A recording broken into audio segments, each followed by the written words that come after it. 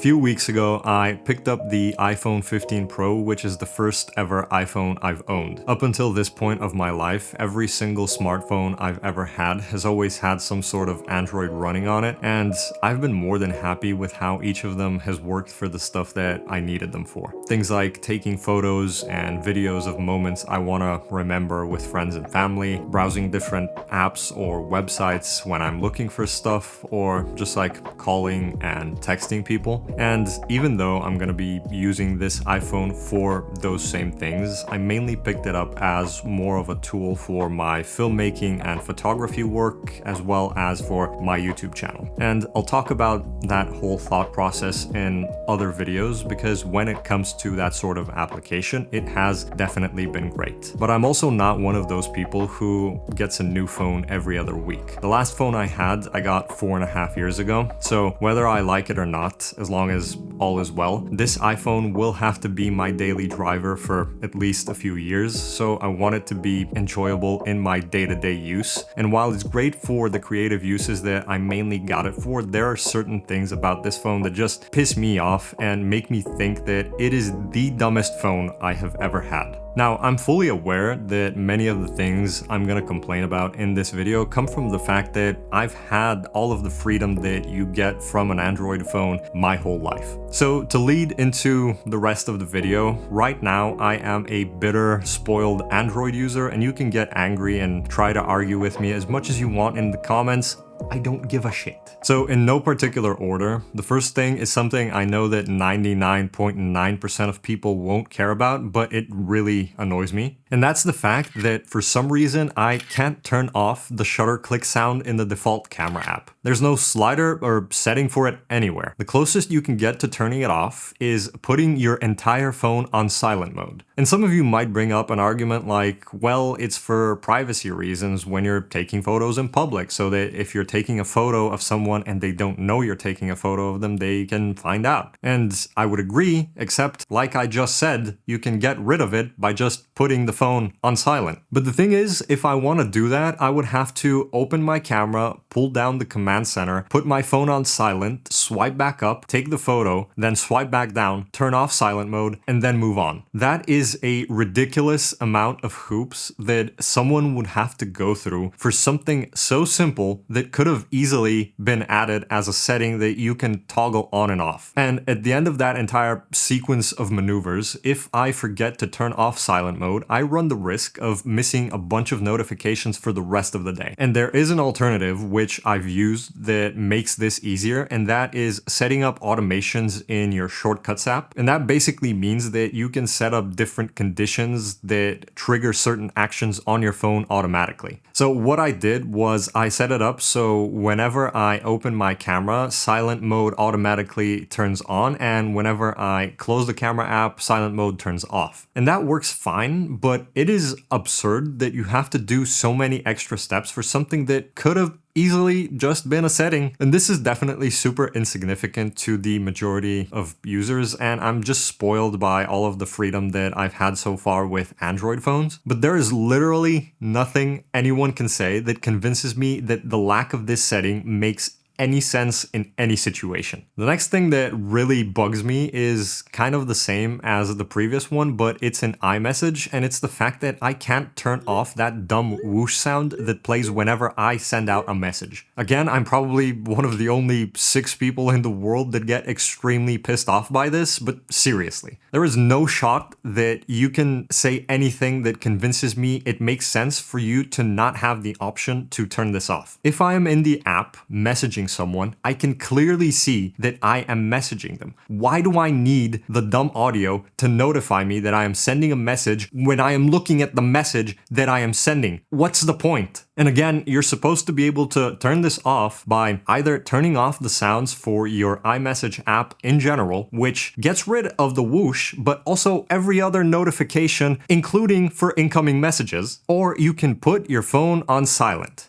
There's no way that iPhones are not a social experiment. Luckily, just like with my issue with the camera app, you have the option to use the Shortcuts app to create the same automation for iMessage as well. So when you open it, phone goes on silent. When you close it, sound goes back on. And you can actually add several apps, like both the camera app and iMessage, to the same automation so that you can keep things cleaner. But again, it is so dumb that you have to go through all of those hoops for something that could have been like a simple slider. Why? One more thing that really bugs me is that absolutely every sort of photo or video media gets put in the same album, which is recent. Whether it's a photo or a video that you took on the phone itself, a screenshot, something that you downloaded from Discord, or something that someone sent you on WhatsApp, it all gets dumped in the same place. And I know that you've got these smart albums that you can use to look for certain things, or you can use the search function in the gallery to find media based on where it came from. But honestly, would it be that hard to just make an extra album where stuff like screenshots and downloaded media are saved by default? And you're able to make your own albums in the gallery and then sort different things into them manually, but there is no easy way to have them automatically sort into those albums. You might have picked up on the fact that I said there is no easy way, because again, you can use the Shortcuts app to make a shortcut that does that type of automatic sorting. But that shortcut would look something like this. And you know how I set up this shortcut? I found it on Reddit, because someone who is smarter than me and also realized how dumb the iPhone gallery setup is was kind enough to take the time out of their life to set this up and share it with others.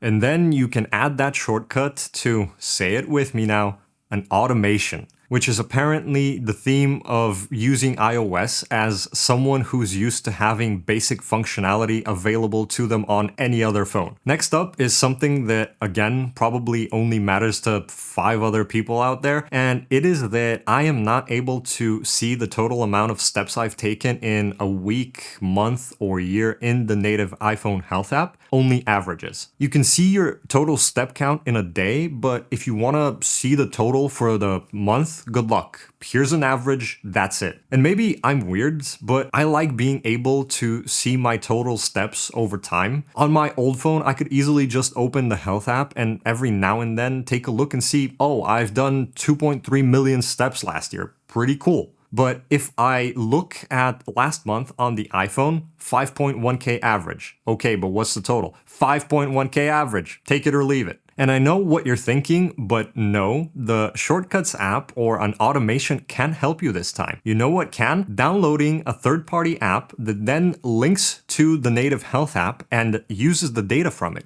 So that data is available, you just have no option to look at it for whatever reason. Another thing that pisses me off is whenever I try to turn off Wi-Fi or Bluetooth in the command center, it just sets them to this weird standby mode until tomorrow, but like, I want them off, not kind of off. And from what I've read, it's because a lot of other products and services in the Apple ecosystem rely on these being on most of the time, but I don't own anything else from Apple, so just like leave me alone. It's so annoying to turn off Wi-Fi at night before bed just to have it turn on in the middle of the night on its own and start pushing a bunch of notifications at like 4 a.m. If you want to actually turn either of these off, you have to do it through the slider in the settings every single time. Something else is that weird smart HDR automatic photo adjustment feature that happens every time you take a shot with the native camera app. Regardless of what you do after you take a photo, it is automatically going to get adjusted slightly to supposedly make it look better. And to be completely fair, most of the time it does a pretty good job. I've seen what this function looks like on other older iPhones where it's actually just like awful. But on my 15 Pro, it's subtle enough to not be a problem most of the time. Sometimes it does change the image more than I would like, and it can get pretty annoying. But if you want to bypass that, you can take your photos in RAW, which doesn't seem to get affected by that, but the photos are also going to be larger in file size. And again, just like with a bunch of the other things that I've mentioned, this is not something that you can turn off. If that was the case, only for the 15 and 15 plus where the average user wouldn't care about this, fine. But for a phone that has the Pro badge and costs as much as it does, I would expect to be able to control that. And here's something else that I kind of remembered after I was done recording the main segment for this video, which is the fact that the 15 Pro and Pro Max, even though they have the Pro badge, don't have any sort of like Pro camera controls within the native camera app, which I realized that for the average user is not going to be a big issue, but for more like enthusiasts and professionals who use their phones as content creation devices and not just for personal use, that would be something that I feel like adds a lot of extra functionality and would be really appreciated. But I don't even want or necessarily need to be able to change shutter speed or ISO, but something that I would really appreciate the ability to do is change my white balance manually, because there are certain situations when the phone just cannot set white balance correctly to save its life. Just the other day, I wanted to take a photo of a really nice sunset, and no matter what I tried to do, the iPhone just could not get the white balance right, and I wasn't able to capture that nice pink,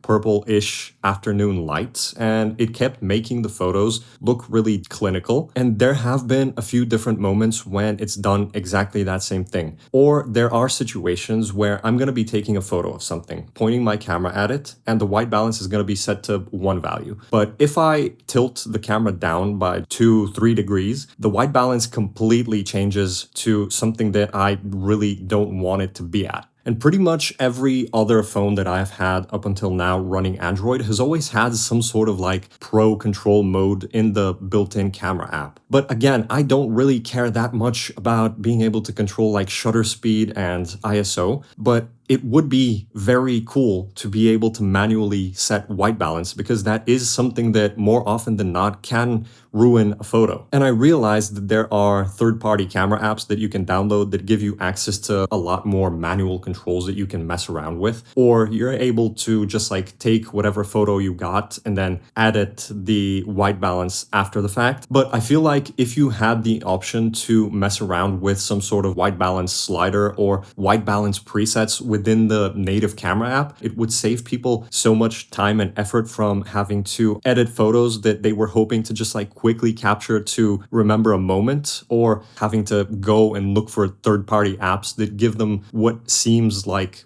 basic functionality. So these are just some of the main things that have been getting under my skin for the short time that I've had this 15 Pro. And unfortunately, I'm sure there's going to be a lot more over time. But even though there is a lot that pisses me off about this phone, there are also a ton of features that I really like about it, not just as a creative tool, which is the main reason why I got it, but as a daily driver phone as well. That's why in the title and at the start, I said that it was great, along with being incredibly dumb.